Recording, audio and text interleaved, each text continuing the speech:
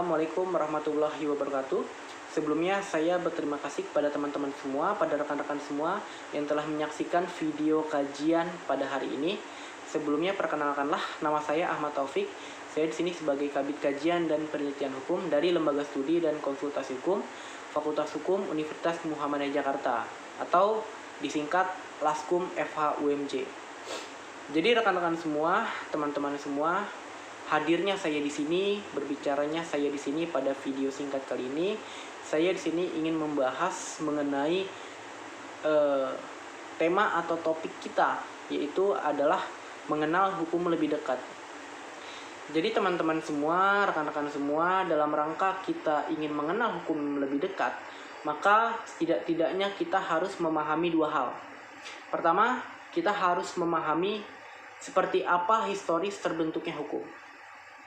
Kemudian kedua, kita harus memahami apa itu definisi hukum atau pengertian dari hukum. Nah, jadi setelah kita memahami seperti apa historis terbentuknya hukum, kemudian kita baru bisa memberikan suatu pengertian apa itu hukum. Jadi pertama, kita akan membahas mengenai historis terbentuknya hukum. Jadi rekan-rekan semua dan teman-teman semua perlu dipahami bahwa hukum itu terbentuk melalui suatu proses. Hukum itu terbentuk melalui suatu kegiatan-kegiatan atau proses-proses tertentu. Tidak ada hukum ini terbentuk secara serta-merta begitu saja. Itu. Jadi di sini saya memahami bahwa sejarah terbentuknya hukum itu secara umum dikarenakan adanya masyarakat. Karena pada asasnya mengatakan bahwa ubi societas ibi ius. Di mana ada masyarakat, maka di situ ada hukum. Nah, jadi ketika lahirnya suatu masyarakat, maka hukum itu akan lahir seperti itu. Jadi kenapa hukum itu lahir ketika adanya masyarakat? Di sini kita bisa mengambil pendapat para ahli, yaitu adalah Thomas Hobbes. Thomas Hobbes mengatakan bahwa manusia itu merupakan homo homini lupus. Artinya manusia itu merupakan serigala bagi manusia lainnya. Maksudnya manusia itu sebagai serigala bagi manusia lainnya, artinya manusia itu selalu saja berkonflik dengan manusia lainnya. Antara manusia satu dengan manusia lain di dalam masyarakat, dia selalu saja saling menyerang. Adanya suatu pertikaian di antara manusia, maka itulah hukum itu lahir. Jadi hukum ini lahir dikarenakan adanya suatu konflik atau pertikaian seorang manusia dengan manusia lainnya di dalam suatu wadah yang kita kenal dengan masyarakat. Jadi asasnya mengatakan bahwa ubi societas ibi ius. Di mana ada masyarakat, maka di situ ada hukum. Jadi hukum itu terbentuk secara historis karena adanya masyarakat. Dengan hadirnya hukum di masyarakat, maka konflik-konflik atau pertikaian-pertikaian yang terjadi di dalam suatu masyarakat antara manusia satu dengan manusia lainnya itu diharapkan menjadi tidak ada, atau setidak-tidaknya konflik itu dapat tercegah. Tapi apabila kita menelaah pada sudut pandang lain, kita mengarah kepada hal yang bersifat spesialis. Di dalam paradigma hukum Islam, bahwasannya hukum itu terbentuk bukan karena adanya masyarakat sesuai dengan asas tadi, tapi hukum itu terbentuk karena adanya suatu larangan.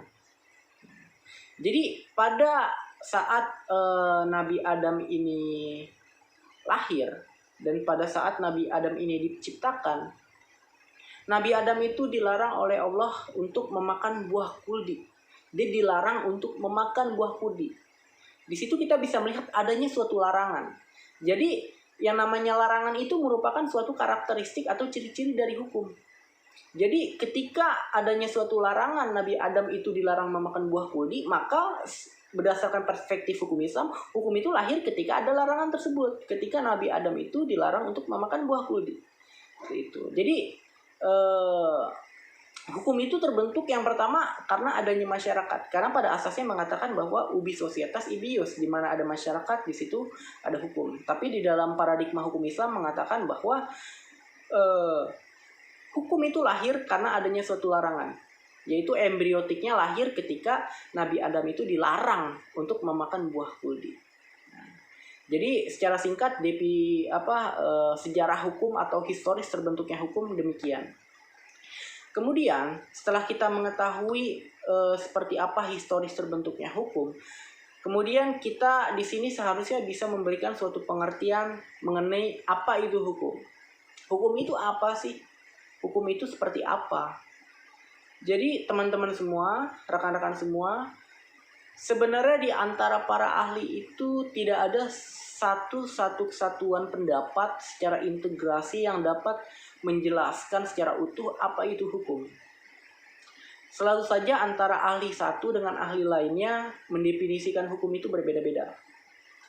Nah, makanya daripada itu kita di sini haruslah mempunyai suatu mindset bahwa untuk memahami hukum ini tidak mudah. Kita memahami hukum ini tidak semudah kita membalikan telapak tangan.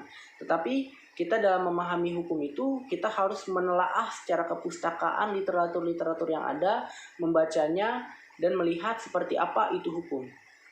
Bahkan tidak hanya apa yang tertuang dalam law in the book saja. Bahkan dalam ranah law in action pun kita bisa melihat seperti apa itu hukum. Nah, jadi dikarenakan hukum itu ruang lingkupnya amat luas, yaitu ruang lingkupnya meliputi law in the books dan law in action, maka daripada itu tidak ada satu kesatuan para pendapat ahli yang dapat mendefinisikan apa itu hukum. Karena ruang lingkup hukum itu tidak sempit. Ruang lingkup hukum itu amatlah luas. Dia meliputi law in the books atau hukum yang tercantum di dalam suatu hitam di atas putih, dan kemudian hukum itu juga apa yang senyatanya ada di dalam masyarakat secara empiris atau law in action. Seperti itu. Tapi tidak hanya sebatas pada itu saja. Kesulitan kita dalam memahami hukum itu disebabkan karena hukum itu memiliki banyak segi. Hukum itu memiliki banyak bidang-bidang yang lebih spesifik, itu seperti hukum pidana, hukum perdata, hukum tata usaha negara, hukum administrasi negara, hukum dagang, dan lain sebagainya. Karena hukum itu memiliki bidang-bidang yang bermacam-macam, oleh sebab itulah tidak mudah kita memahami apa itu hukum. Karena di sini ruang lingkup dari hukum itu amatlah luas. Seperti itu. Tetapi di sini kalau kita memahami ketika hukum itu hadir dikarenakan ada masyarakat, karena masyarakat ini selalu saja berkonflik dengan masyarakat lainnya, maka daripada itu kita di sini bisa melihat bahwa hukum itu hadir untuk menertibkan dan mententramkan masyarakat. Loh, bagaimana hukum itu dia bisa mentertibkan dan mententramkan masyarakat, yaitu melalui suatu peraturan-peraturan atau norma-norma. Jadi peraturan-peraturan atau norma-norma tersebutlah yang menjadi suatu pedoman atau guidance seseorang itu untuk bertindak, untuk melakukan suatu perbuatan tertentu atau tidak melakukan suatu perbuatan tertentu. Jadi seyogianya hukum ini memerintahkan kepada seseorang itu untuk melakukan sesuatu dan tidak melakukan sesuatu. Hukum itu seyogianya memerintahkan apa yang boleh dilakukan dan apa yang tidak boleh dilakukan. Seperti itu. Jadi pada rumusan pertama, hukum itu dapat dimaknai sebagai suatu norma, sebagai suatu kaidah. Seperti itu. Nah, kemudian norma atau kaidah tersebut kalau memang dia dikatakan harus dipatuhi, tentu apabila norma tersebut kemudian kedapatan tidak dipatuhi atau dilanggar, maka akan ada suatu reaksi tertentu. Adapun reaksi terhadap ketentuan norma yang tidak dipatuhi itu akan melahirkan suatu sanksi, akan melahirkan suatu nestapa tertentu yang akan menjadi konsekuensi apabila seseorang itu melanggar suatu ketentuan norma. Nah, maka di sini saya menyimpulkan bahwa yang dinamakan dengan hukum itu adalah norma yang mengatur bagaimana seharusnya dan seyogianya manusia itu harus berperilaku. Dan ketika norma tersebut dilanggar, maka akan ada sanksi hukum yang akan dikenakan bagi pelanggarnya. Seperti itu.